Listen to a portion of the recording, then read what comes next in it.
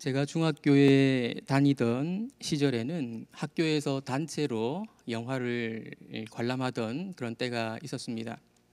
학생의 신분이었고 또 단체 관람이었기 때문에 영화 관람료가 상당히 저렴했었습니다. 제가 중학교 3학년이던 어느 때에 평소처럼 단체로 영화를 관람하러 갔던 때가 있었습니다. 그런데 그날은 제가 영화를 보면서 매우 불편한 마음이 솟아올랐습니다. 영상의 화질이 떨어져도 너무 떨어졌기 때문이었습니다.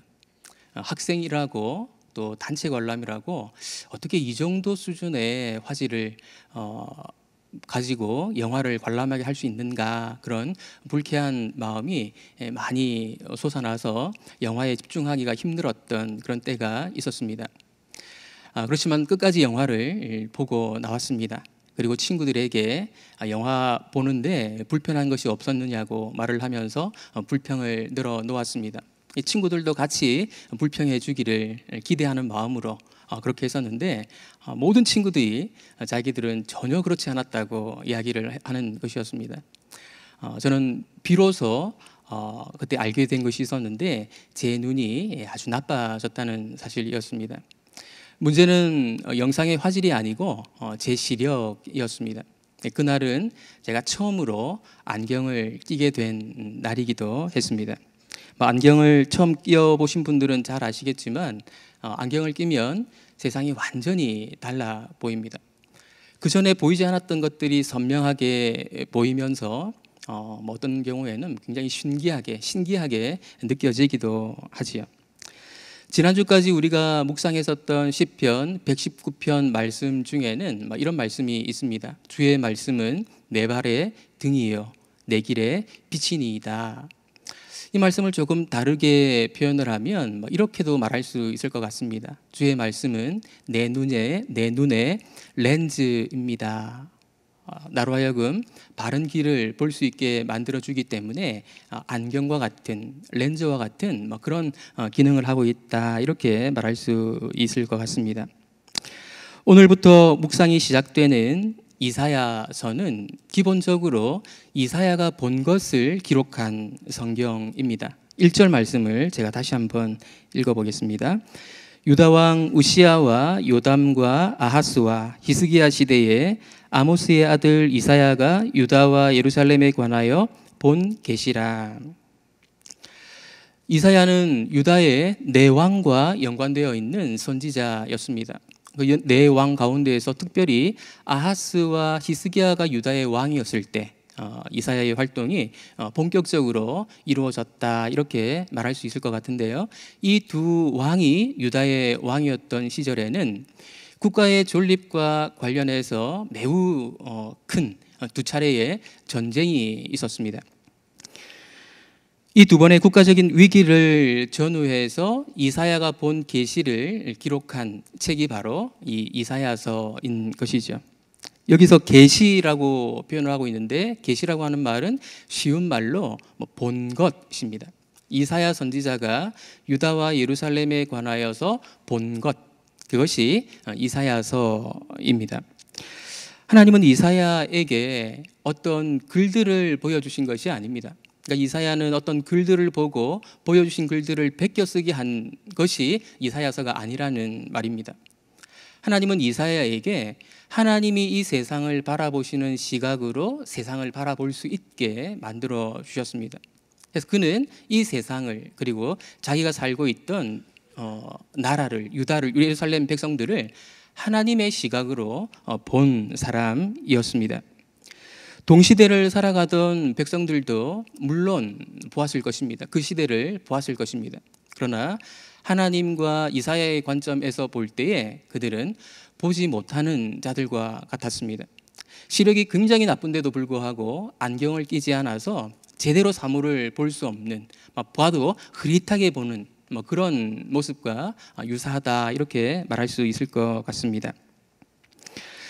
이사야의 여러 가지 특징들 가운데 가장 중요한 특징 한 가지를 들라고 한다면, 조금 전에도 말씀드린 것처럼 이사야는 보는 자였다는 것입니다. 이사야는 남들이 보지 못하는 것을 보는 사람이었습니다.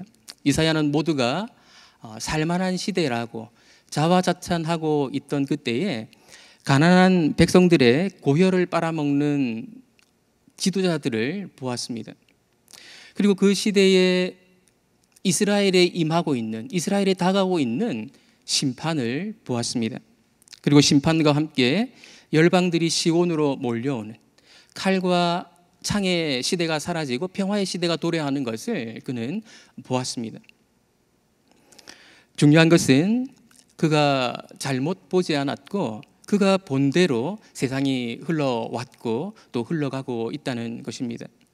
이사야가 본 것 중에 새 하늘과 새 땅도 있습니다. 근데 새 하늘과 새 땅은 아직 이루어지지 않고 이루어지기를 여전히 기다리고 있는 상황 가운데 있습니다. 이사야가 본 것은 여전히 유효하다, 진행 중이다, 이렇게 말할 수 있겠습니다. 이사야서는 상당히 무거운 분위기로 시작합니다. 하나님의 탄식으로 시작하기 때문입니다. 이 하나님의 탄식을 제가 잘 전달하지 못하기 때문에 본문을 잘 읽으시면서 같이 한번 느껴봤으면 좋겠습니다. 2절, 3절 말씀 우리 다시 한번 읽어보겠습니다. 하늘이여 들으라, 땅이여 귀를 기울이라.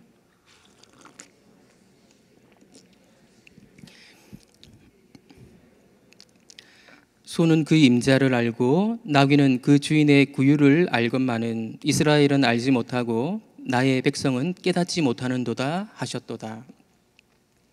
시작이 무겁고 탄식으로 시작하기 때문에 마음이 밝지를 못합니다. 하늘과 땅이 증인으로 호출되고 있습니다. 모든 사람들은 하늘과 땅 사이에서 살아가고 있기 때문에 하늘과 땅은 모든 것을 알고 있는 증인이다, 목격자다, 이렇게 말할 수 있습니다. 하늘은 위에서 모든 것을 다 내려다봐서 알고 있고 땅은 아래에서 쳐다봐서 다 알고 있습니다. 우리 옛 말에도 사람의 잘못은 하늘이 알고 땅이 안다, 그렇게 말하지 않습니까? 우리 선조들도 하늘과 땅의 의미에 대해서 어떤 영감을 받지 않았나, 이런 생각이 듭니다. 중요한 것은 이스라엘에 대한 하나님의 고발이 심상치 않다는 것입니다.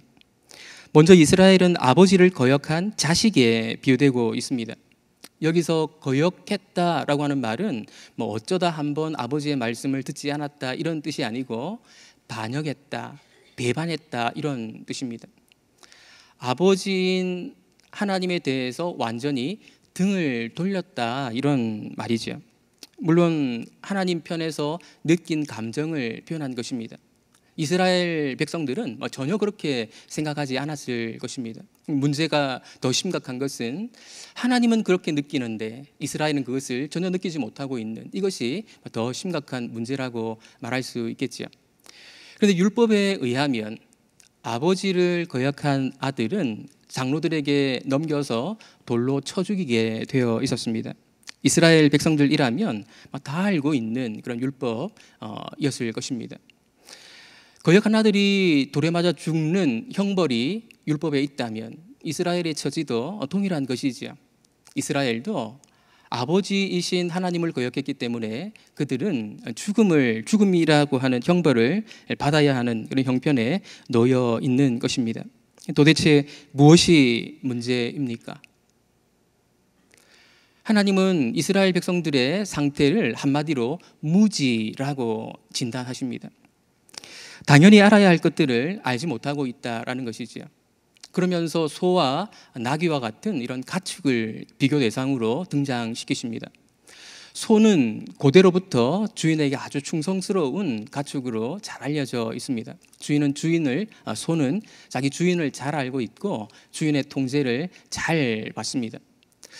나귀는 소만큼은 충성도가 이렇게 따라가지 못하는 가축인 것으로 알려져 있습니다. 때때로 주인도 잘 알아보지 못하고 또 주인의 말을 잘 알아듣지도 못합니다. 그럼에도 불구하고 나귀가 잘 아는 것이 있는데 그것은 무엇인가 하면 자기 밥그릇의 위치라고 합니다. 그래서 밥 먹을 때가 되면 어김없이 자기 밥그릇으로 간다는 것이죠. 소와 나귀는 정도의 차이는 있지만 공통점이 있는데 그 공통점은 안다는 것이죠. 그래서 잘 살아간다는 것입니다. 그런데 이스라엘은 알지도 못하고 깨닫지도 못한다. 내 백성이라고 말씀하시면서 그들은 알지도 못하고 깨닫지도 못한다. 이렇게 말씀하십니다. 이 말씀 속에는 짐승들을 언급했기 때문에 짐승만도 못하다 이런 뉘앙스가 갈려 있어 보입니다. 뭘 알지도 못하고 깨닫지도 못한다는 것일까요?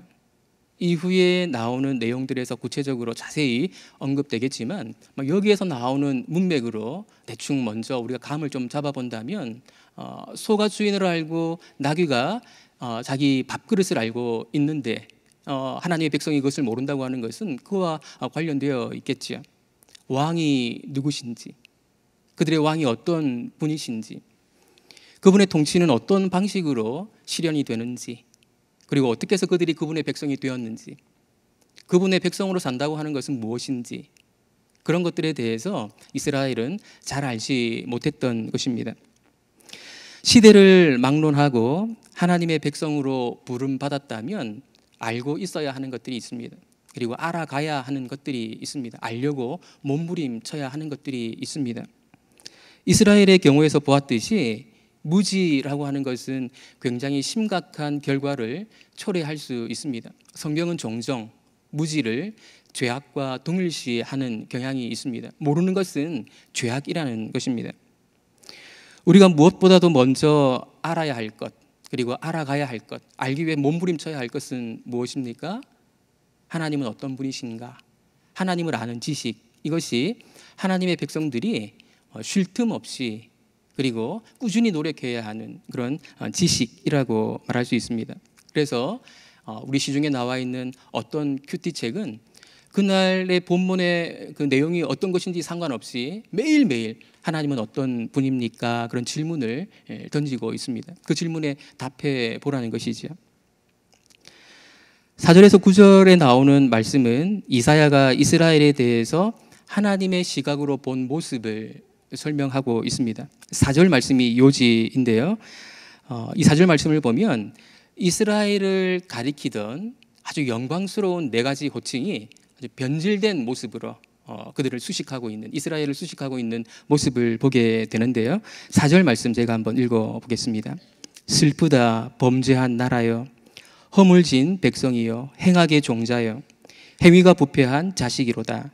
그들이 여호와를 버리며 이스라엘의 거룩하신 이를 만홀히 여겨 멀리하고 물러갔도다. 여기 보면 나라, 백성, 종자, 종자는 씨라는 뜻입니다. 그리고 자식이라는 표현이 등장하는데요. 이 표현 앞에 어떤 수식어가 있어서 사실은 이스라엘의 명칭을 아주 영광스럽게 만들어주는 것이었습니다. 먼저 그들은 제사장 나라였습니다.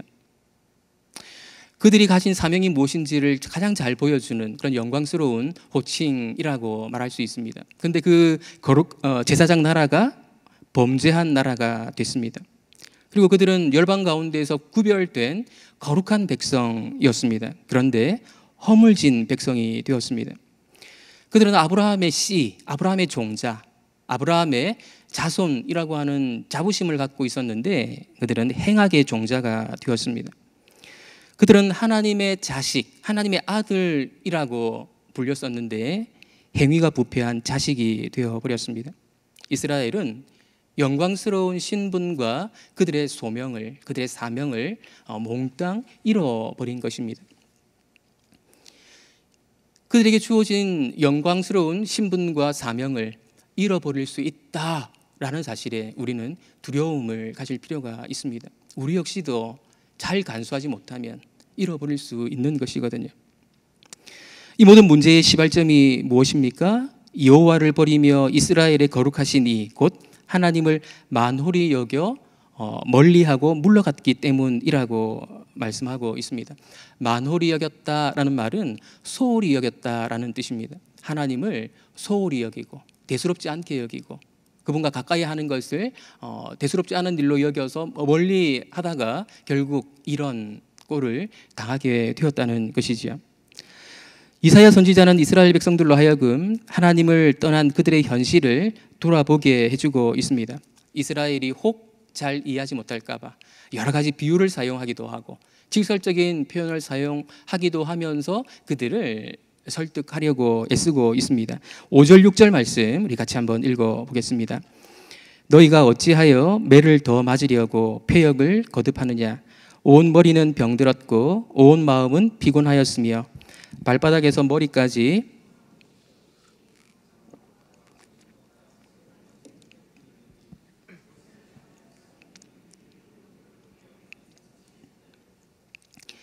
이스라엘은 상처를 입었음에도 불구하고 치료받지 못하고 있는 어떤 사람에 비유되고 있습니다. 이스라엘은 현재 건강한 상태가 아니고 치료를 필요로 하는 상태 가운데 있습니다. 환자입니다. 발바닥부터 머리까지 상한 곳이 없다라고 하는 표현은 주변 나라들로부터 끊임없이 이런저런 강도의 위협을 당하고 공격을 받은 것을 의미할 것입니다.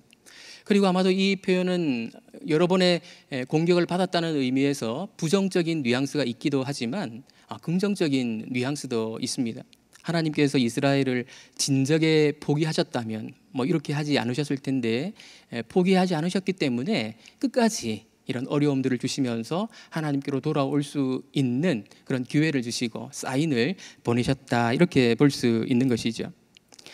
7절 말씀은 이스라엘의 상황을 보다 직설적으로 표현하고 있는데요. 너희의 땅은 황폐하였고 너희의 성읍들은 불에 탔고 너희의 토지는 너희 목전에서 이방인에게 삼켜졌으며 이방인에게 파교됨 같이 황폐하였고. 언뜻 보기에도 전쟁 상황을 묘사하고 있는 것으로 보입니다. 많은 학자들은 이 7절을 아수르와의 전쟁 이후를 언급하는 것으로 설명을 합니다. 그럴지도 모르겠습니다. 그럴 수도 있습니다. 아니면 이사야 선지자가 하나님의 시각으로 이스라엘의 미래를 미리 보고 기술한 것일 수도 있습니다. 지금처럼 이스라엘이 살아간다면, 그들의 처신을 바꾸지 않고 살아간다면 틀림없이 도래하게 될 그들의 미래의 모습이기 때문에 그들의 미래의 모습을 이렇게 표현한 것일 수 있습니다. 8절은 한 번 더 비유로 이스라엘의 참혹한 현실을 묘사하는데요. 딸 시온은 포도원의 망대같이 참외밭의 원두막같이 에워싸인 성읍같이 겨우 남았도다. 농사를 짓고 있었던 이스라엘 백성들이라면 아마도 이 표현이 더 피부에 와닿았을지 모르겠습니다. 하나님을 만홀히 여기게 되면 모든 것을 잃어버린다 라는 것을 그들은 절실히 느꼈을 것입니다. 9절 말씀은 그 옛날 저주와 멸망의 상징이었던 소돔과 고모라까지 소환하고 있습니다. 그렇다면 작금의 현실 가운데서 이스라엘 백성들이 알아야 할 하나님은 어떤 분이십니까? 남은 구절들이 이를 잘 설명해 줍니다. 우리 10절 말씀 같이 읽어보겠습니다. 너희 소돔의 관원들아 여호와의 말씀을 들을지어다. 너희 고모라의 백성아 우리 하나님의 법에 귀를 기울일지어다. 이사야는 여호와의 말씀에 귀를 기울이라고 촉구하고 있습니다. 하나님의 법, 곧 모세오경에 기록된 하나님의 말씀을 잘 들어보라고 요구하고 있습니다.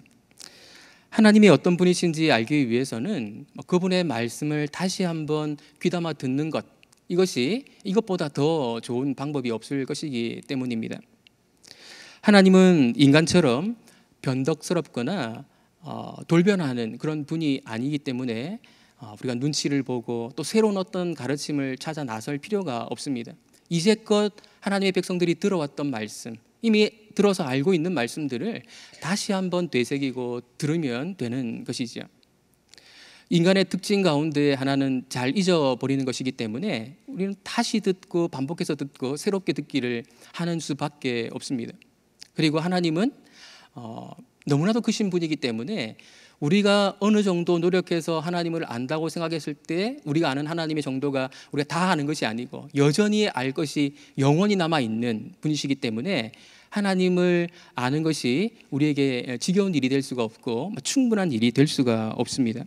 하나님은 알아야 할 것이 영원히 있는 그런 분이라고 말할 수 있습니다. 시대를 막론하고 하나님의 백성들이 착각하기 쉬운 것이 있습니다. 그것이 무엇인가 하면 하나님을 위해서 종교적인 의무를 다하면 하나님이 우리를 기뻐하실 것이라고 생각하는 것입니다.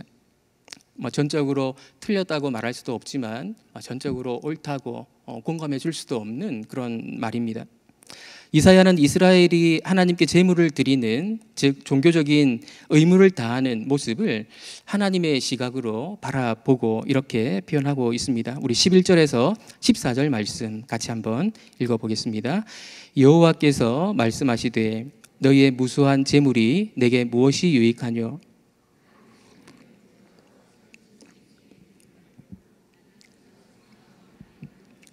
순념소의 피를 기뻐하지 아니하노라. 너희가 내 앞에 보이러 오니 이것을 누가 너희에게 요구하였느냐? 내 마당만 밟을 뿐이니라. 헛된 죄물을 다시 가져오지 말라.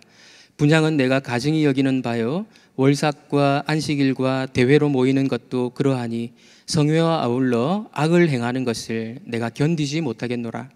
내 마음이 너희의 월삭과 정한 절기를 싫어하나니 그것이 내게 무거운 짐이라. 내가 지기에 곤비하였느니라. 이사야가 본 것이 무엇입니까? 이스라엘 백성들은 하나님이 기뻐하시리라 예상하고 하나님께 제물을 풍성히 갖다 드리는데 하나님은 그것을 받고 전혀 기뻐하지 않는 모습을 보았습니다. 이 단락에서 몇 가지 유의해야 할 표현들이 있는데요. 그것을 좀 살펴보면 우리 성경에는 순양, 살찐 짐승, 수송아지, 어린 양, 순념소라고 해서 다 단수형으로 표현이 되었는데 원문은 이 표현들이 다 복수형으로 되어 있습니다. 그래서 순양들, 살찐 짐승들, 수송아지들, 어린 양들, 순염소들을 이스라엘이 하나님께 제물로 드렸습니다. 그러니까 이스라엘은 하나님께 넘치도록 제물을 드린 것입니다.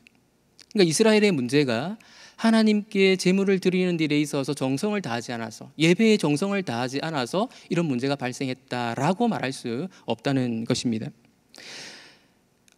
이렇게 넘치도록 많은 제물을 드렸다고 하는 것은 이스라엘이 열과 성을 다해서 하나님을 섬겼다라고 말할 수 있는 것이죠. 열과 성을 다해 종교 행위를 했는데 그것에 대한 하나님의 반응이 무엇인가 하면 두 단어로 표현되고 있습니다. 하나는 가증하다, 하나는 싫어한다라는 것입니다. 13절을 보면 헛된 재물을 다시 가져오지 말라. 분향은 내가 가증히 여기는 바요. 14절을 보면 내 마음이 너희의 월삭과 정한 절기를 싫어하나니. 하나님은 이스라엘의 종교 행위에 대해서 가증히 여기시고 싫어하신다, 이렇게 노골적으로 말씀하십니다.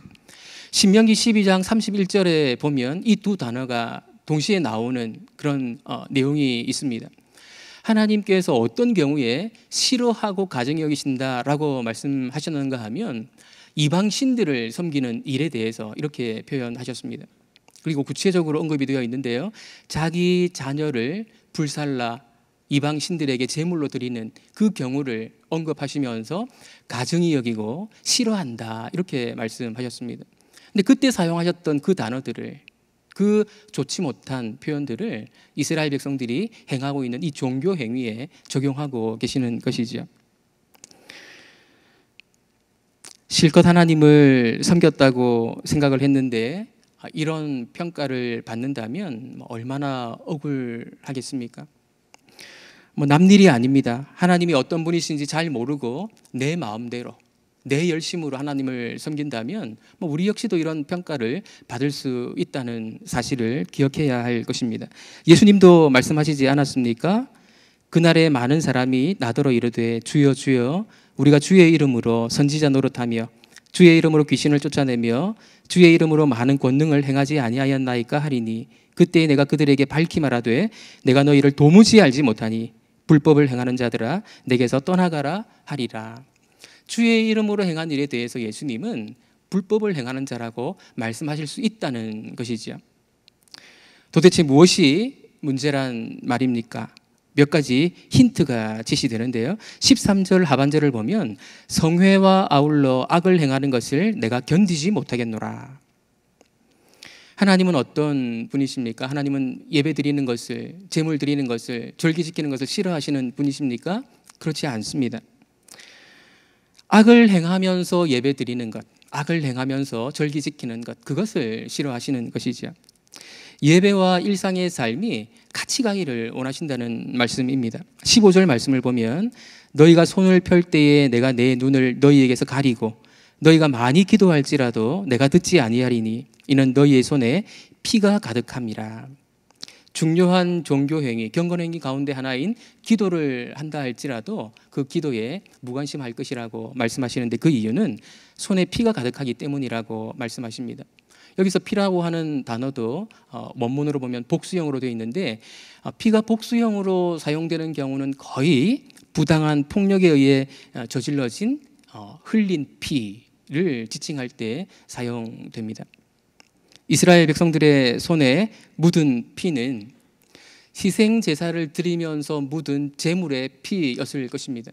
그런데 하나님께서 보시는 것은 좀 달랐는데 그 피 속에서 그 이면에 있는 피, 곧 폭력 때문에 흘린 이웃의 피를 보신 것이죠. 이 피 속에서 그 피를 보신 것입니다. 이 피 속에서 그 피가 보였기 때문에 하나님은 제물의 그 피를 보고 그들의 예배를 그냥 받아주실 수가 없었던 것이죠.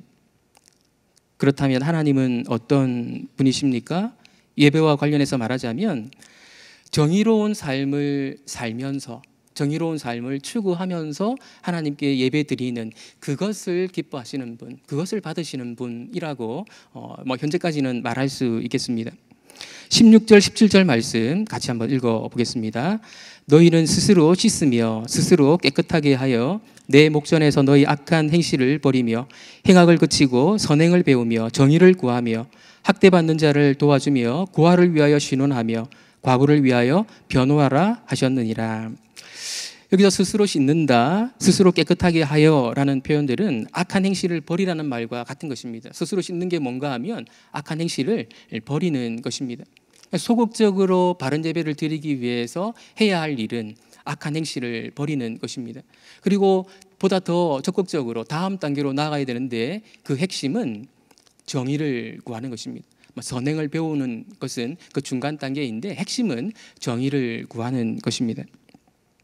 정의를 구한다는 말의 구체적인 의미가 그 뒤에 기술되어 있는데요. 학대받는 자를 도와주며 고아를 위하여 신원하며 과부를 위하여 변호하는 것, 이것이 바로 정의를 구하는 것입니다.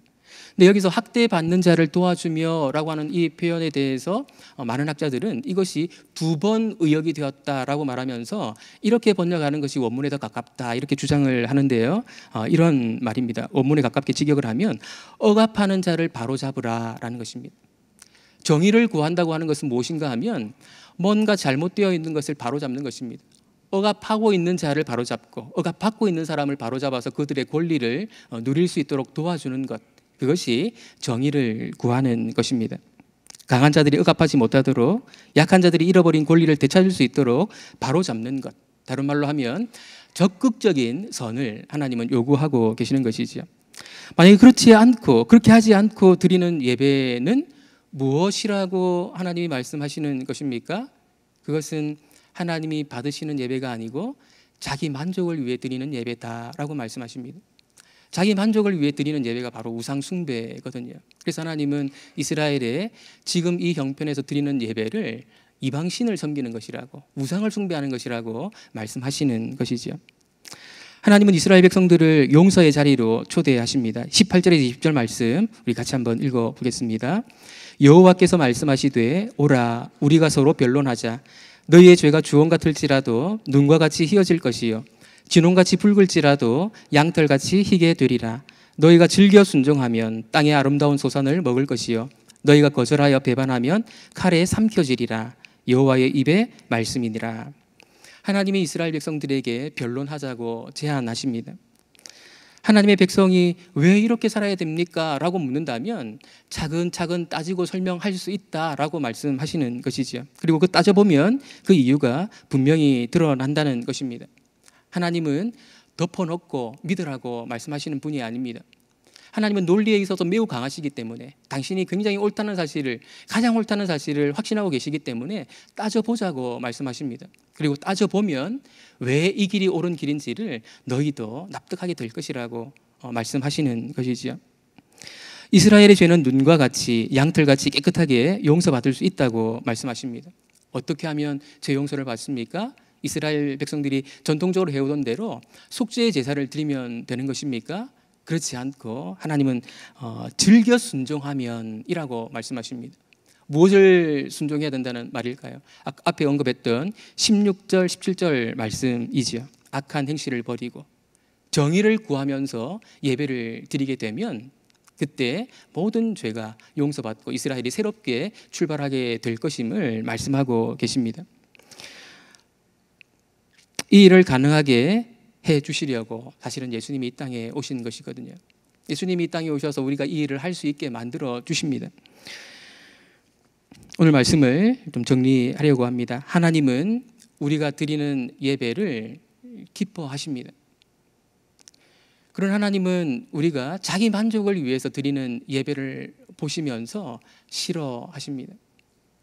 하나님은 우리가 정의로운 일을 또는 정의로운 삶을 추구하고 그 삶을 살면서 예배 드리는 것을 기뻐하십니다. 그런데 누군가 아파서 신음하고 있는데, 누군가 봉사하는 일이 너무 많아서 힘들어하고 있는데 나는 은혜 받았다고 기뻐하는 것을 보시면서 싫어하십니다. 그것은 정의로운 것이 아니기 때문에 그런 것이죠. 이 점에서 구약시대나 신약시대나 차이가 없어 보입니다. 바울이 뭐라고 말을 했습니까? 그러므로 형제들아, 내가 하나님의 모든 자비하심으로 너희를 권하노니 너희 몸을 하나님이 기뻐하시는 거룩한 산 제물로 드리라. 이는 너희가 드릴 영적 예배니라. 영적 예배는 합당한 예배라는 말로 번역을 바꿔서 할 수 있습니다. 이렇게 드리는 것이 합당한 예배라는 것이죠. 하나님을 안다는 것이 무엇인지 좀 정리해 보겠습니다. 하나님을 안다고 하는 것은 하나님이 우리의 종교 의식에 속지 않으시는 분이라는 것을 아는 것입니다. 하나님을 안다고 하는 것은 정의로운 삶을 살면서 예배 드리는 것을 그분이 원하신다는, 그런 삶을 원하신다는 것을 아는 것입니다. 하나님을 안다는 것은 우리가 때때로 정의로운 삶을 살다가 실패할 때에 그분이 다시 한번 우리를 일으켜 세워주시고 정의로운 삶을 살 수 있도록 만들어주신다는 사실을 믿는 것입니다. 다시 한번 말씀드리지만 예수님이 이 땅에 오신 이유가 바로 그것 때문이거든요. 구약의 이스라엘 백성들이 실패했는데 그 실패한 것들을 그대로 내버려 두시지 않고 이것을 바로잡고 고치고 회복하고 새롭게 창조하시려고 예수님을 이 땅에 보내셨습니다. 이것이 우리가 예수님을 찬양하는 이유인 것이죠. 우리 모두 하나님을 바로 알고 그분을 기쁘시게 해드리는, 예수님으로 말미암아 그 일을 해내는 참된 예배자 되시기를 예수님의 이름으로 축원드립니다. 기도하겠습니다. 먼저 우리 찬양 한 곡 드리고 같이 합심해서 기도하겠습니다. 우리 아버지 사랑합니다. 찬양하겠습니다.